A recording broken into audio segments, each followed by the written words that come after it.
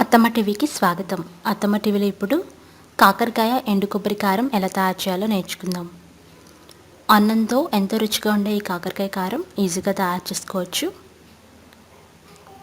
ఈ కొబ్బరి కాకరకాయ కారం తయారీ కోసం కావలసిన పదార్థాలు: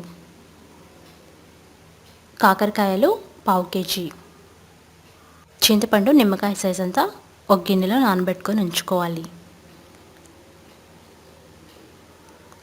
ఎండు కొబ్బరి ముక్కలు 200 గ్రాములు,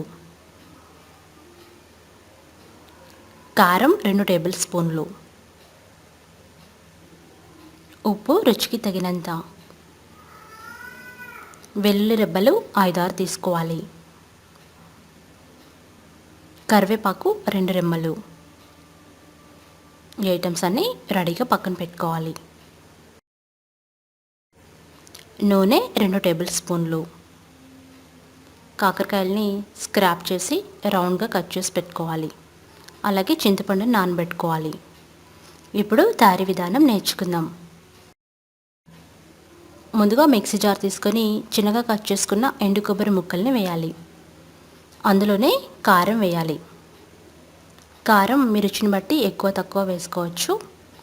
అందులోనే సరిపడా ఉప్పు వేసుకోవాలి. వెల్లుల్లి రెబ్బలు కూడా మిక్సీ జార్లో వేయాలి. ఇవన్నీ వేసి మూత పెట్టి మెత్తగా గ్రైండ్ చేసుకోవాలి. పౌడర్ లాగా అయ్యేంత వరకు, ఈ మూవీ క్లిప్లో చూపించినట్లు వచ్చేంత వరకు గ్రైండ్ చేసి పక్కన పెట్టుకోవాలి. ఇప్పుడు స్టవ్ వెలిగించి ఒక కడాయి పెట్టి వేడి చేయాలి. అందులో ముందుగా నానబెట్టి పెట్టుకున్న చింతపండు గుజ్జుని వేయాలి.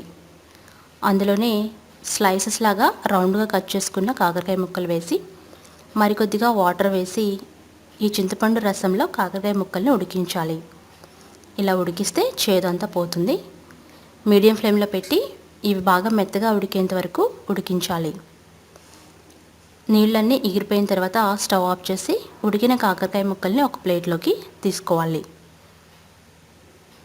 ఇప్పుడు వేరే బాండి స్టవ్ మీద పెట్టి వేడి చేసి వేడైన తర్వాత కొద్దిగా నూనె వేసి కాగబెట్టాలి. నూనె కాగిన తర్వాత అందులో ముందుగా మనం ఉడికించి పెట్టుకున్న కాకరకాయ ముక్కల్ని వేసి ఇవి క్రిస్పీగా అయ్యేంత వరకు మీడియం ఫ్లేమ్లో పెట్టి తిప్పుతూ వేయించాలి. ముందు చింతపండు గుజ్జులో ఉడికించాం కాబట్టి చేదంతా పోతుంది. అలాగే వేయించుకున్నప్పుడు త్వరగా కూడా వేగుతాయి. క్రిస్పీగా అయ్యేంత వరకు వేయించి అందులో కరివేపాకు కూడా వేసి కాసేపు వేపాలి.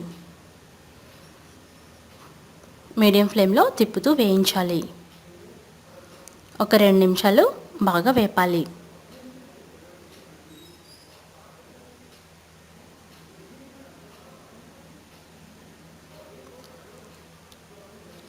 ఈ కాకరకాయల్లో ఉన్న విత్తనాలు కూడా వేస్తే కారంలో రుచిగా ఉంటాయి.